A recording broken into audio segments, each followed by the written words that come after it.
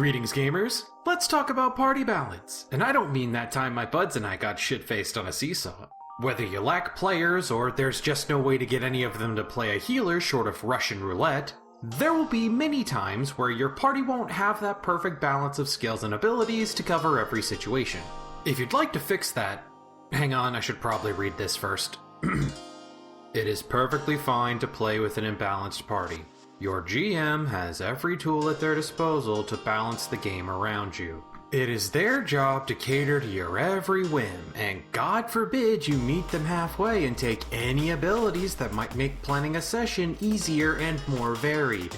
All players are perfect angels who can do no wrong, and if anyone tries to tell them that a barbarian with a negative strength score isn't a good idea, that just means they're a bad GM.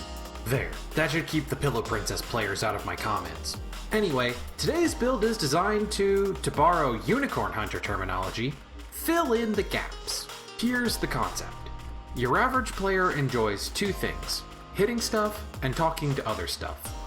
This build is designed to do basically anything other than that, freeing your party members up to do even more of it. By providing as many tools as possible to the group, you can help make up for a smaller party size or a group-wide allergy to recall knowledge rolls. First, your attributes. Intelligence will be your key stat, so max that out right away. Dex is good for skills, so bump that up to second highest. Give Wisdom and Charisma a slight boost, and dump Strength and Charisma. As for our ancestry, I'm gonna pull a power gamer move and tell you to pick Human for the extra class feat. Your heritage isn't all that important, but considering the goal of the build, you can't go wrong with more skills. Your choice of background is flexible, really just as long as it gives you the stat boosts you want. If I had to make a suggestion, Artisan with a specialty in alchemy will make crafting healing items cheaper and easier in the early game. Now for the fun stuff. You'll be playing a commander with the Commander's Companion and Officer's Medical Training feats at level 1. An extra body in battle will help compensate for a smaller party, especially if you pick an animal on the tankier side. Meanwhile, having at least one in-combat healing ability will help ensure you survive to level 2. Here is where we're gonna dip into Alchemist and get ourselves a steady-ish supply of healing and buffing items that doubles at level 4. Upgrade your furry friend at level 6, then increase your versatile vial count at level 8. Repeat for levels 10 and 12. Level 14 offers you a choice between being able to resuscitate dead teammates and giving the still living ones a few extra licks.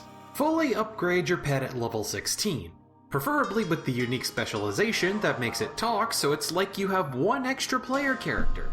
Level 18 will give you one last boost to your healing items per day, and pick whichever of the Commander Capstone feats looks neatest to you. Normally, this is where I'd transition into telling you what spells to prepare, but I think this is the first non-caster build I've made in this series, and also in real life. Instead, we have a folio and formula book to fill. Much like spells, I can't give you a specific list to prepare since they're highly situational and being able to change them for those situations is part of their power budget. I can give some suggestions though. With tactics, for example, you want to learn Alley-Oop the second you hit level 7 for easy in-combat elixir healing.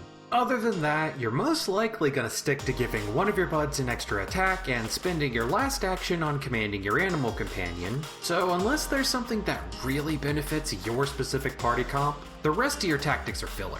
When it comes to alchemical items, make elixirs of life with your advanced alchemy once you learn it, and fill the rest of your formula book with elixirs that cure ailments or buff whatever skills you might need. Maybe a mutagen or two if you're feeling saucy.